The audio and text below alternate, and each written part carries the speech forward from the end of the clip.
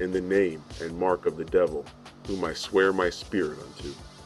I am myself the Redeemer and the bringer of the infernal pact, which holds no bounds nor mortal strain, yet my desires shall be filled by the eye within the blackened triangle. You will never be able to turn back from the path, as the lonely path of godhood shall be marked upon your brow as the mark of Cain. As you are shadow, allow yourself to grow close to this infernal king and enter his essence. Open your astral eyes as this shadow and understand you may take any form you wish.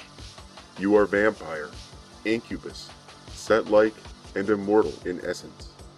You become as Ahriman, the infernal king who shapes the world according to his desire.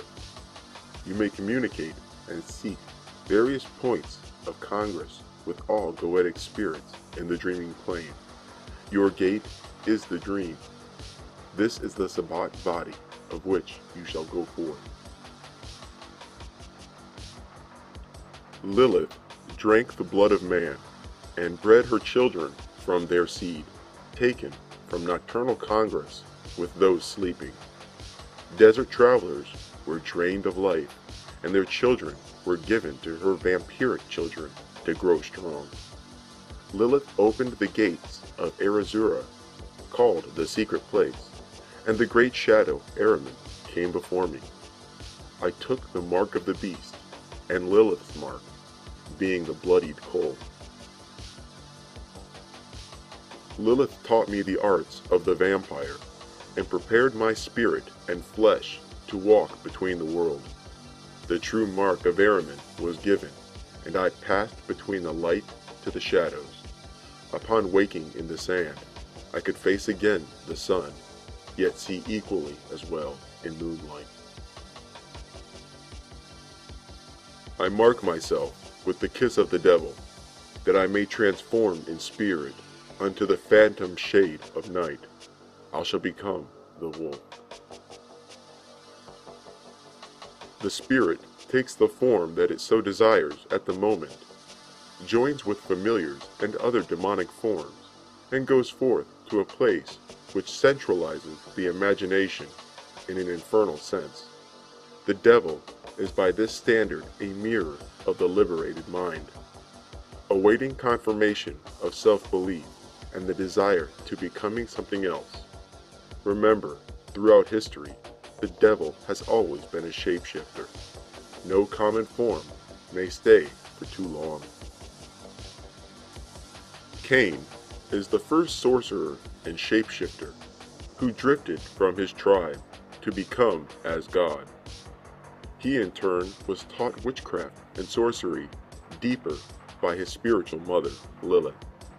It was soon after that Cain would wander the earth forever in spirit form, through the blood and psyche of his initiates, and manifest through their deeds and work. The touch of Azazel brings a fire to the clay, which then allows that genius to shape his flesh in dream and waking according to his desire. The Necronomicon, a book commonly thought of as the fictional tales of H.P. Lovecraft, also contain a reference to the shapeshifters who bear the mark of the beast. Know, fifthly, that the worshippers of Tiamat are abroad in the world, and will give fight to the magician. Lo, they have worshipped the serpent from ancient times, and have always been with us. And they are to be known by their seeming human appearance, which has the mark of the beast upon them, as they change easily into the shapes of animals, and haunt the nights of men, and by their odor, which comes of burning incenses unlawful to the worship of the Elder One. Even if you believe the Necronomicon to be complete fiction, what is important here is the context by which the reference to the mark of the beast was used. Repeatedly is the term used to describe Satan worshippers who have the appearance of being human, but in fact can shapeshift into the forms of animals. In the movie Nightbreed, the main character becomes obsessed with a hidden community of shapeshifters that live underground, beneath a cemetery. Upon arriving, he is bitten by a red-colored monster who refers to himself as the Beast. After this, he begins to transform into a werewolf that thirsts for blood. After gaining entry to the underground community, he is initiated and welcomed into their tribe. Similar to the story of Cain, who was given the mark that prevents anyone from slaying him, his new condition as a werewolf makes it virtually impossible to kill him. In the movie, a character named Baphomet, the Baptizer, was the founder of this underground community of monsters. The Bible also associates the Antichrist with a personage called the Beast of the Sea. This character is so called because he is not only associated with the beast, who is the Antichrist, but also because he is said to rise up out of the sea. Its symbolic description is a scarlet-colored beast with 7 heads and 10 horns, and 10 crowns upon its 7 heads. The color scarlet is simply red, with a slight tinge of orange. And I stood upon the sand of the sea, and saw a beast rise up out of the sea, having 7 heads and 10 horns, and upon its horns 10 crowns, and upon its heads the names of blasphemy. The Bible also describes this multi-headed beast being ridden by a harlot wearing the colors scarlet and purple. This woman is described as the whore of Babylon and the mother of abominations. So he carried me away in the spirit into the wilderness, and I saw a woman sit upon a scarlet-colored beast, full of names of blasphemy, having 7 heads and 10 horns.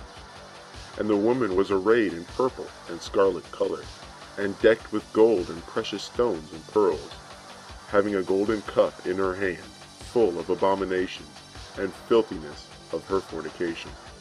And upon her forehead was a name written, Mystery, Babylon the Great, the mother of harlots and abominations of the earth.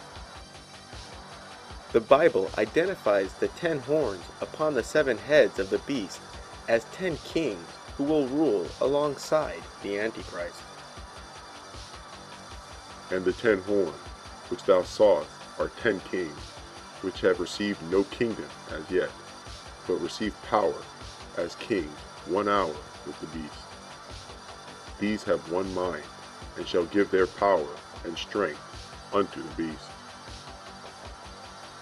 One Bible passage suggests that the sea, quote-unquote, is nothing but symbolism for the bottomless pit.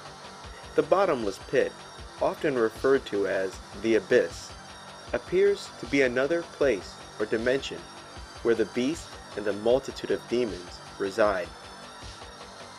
Beast that thou sawest was and is not, and shall ascend out of the bottomless pit, and go into perdition. And they that dwell on the earth shall wonder, whose names are not written in the book of life from the foundation of the world, when they behold the beast that was, and is not, and yet is. Another Bible passage implies that, quote-unquote, the waters is symbolism